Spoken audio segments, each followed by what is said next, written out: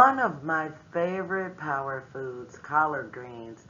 Here's a picture of Georgia collard greens. Um, they are characteristic of very thick stalks. As you see, they're standing straight up. They're very good and tasty.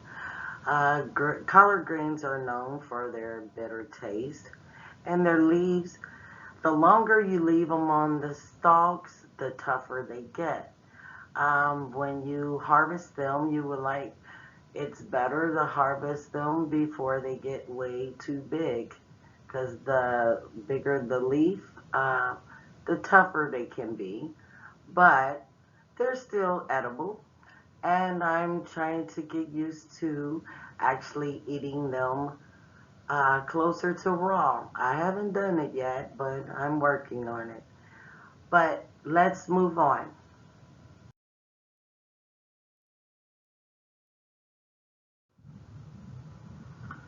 Okay, collard greens are part of the cruciferous vegetable family. This family of vegetables are known for their green color, their green leaves. They also are rich in vitamin A, vitamin E, vitamin K, and very rich in fiber.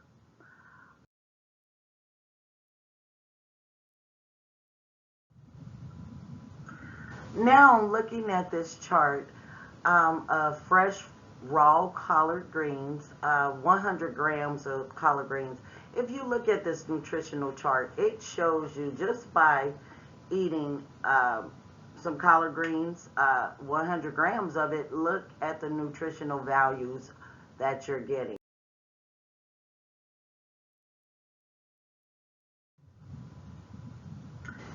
In medical news today, a national publication that talks about the medical problems of the world and issues all over the world, especially here in America.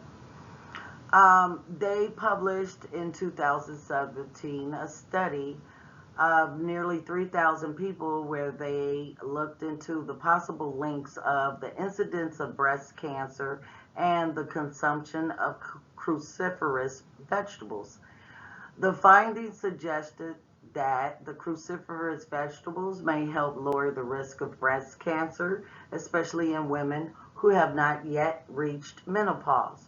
They note that the methods make a difference as well, as cooking some cruciferous vegetables can reduce the levels of glucosinolates. And I will talk briefly about what a glucosinolate is.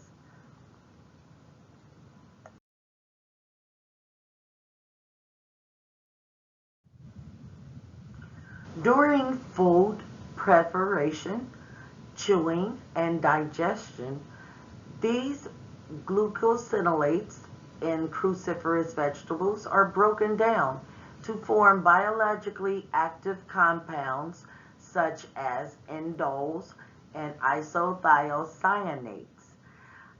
It breaks down into more components than these two, but we're going to focus on these two um, to speak about what it does and what they are. Now, we also know that they're sulfur containing chemicals within the green leaf. So when you're chewing or you're eating or you're preparing, they are broken down into these many compounds, but these two are the two that they have done many studies on to find out what their functions are when it comes to cells. And in my next slide, we will talk about what that is.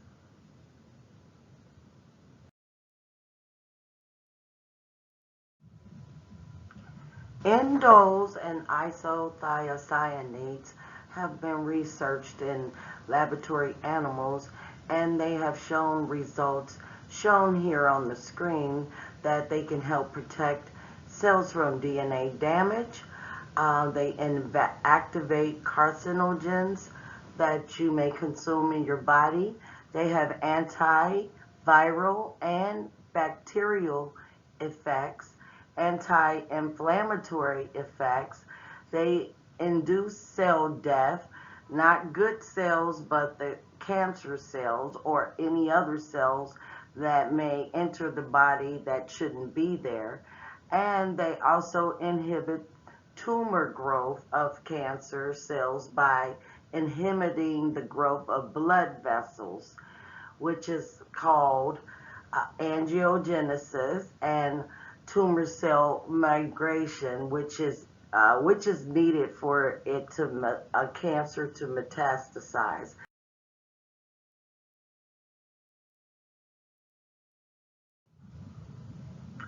If you have any questions, please post your questions in the comment section under the video. And if you have any comments or any gardening tips on how to plant Brussels sprouts properly, please leave those in the comment section as well.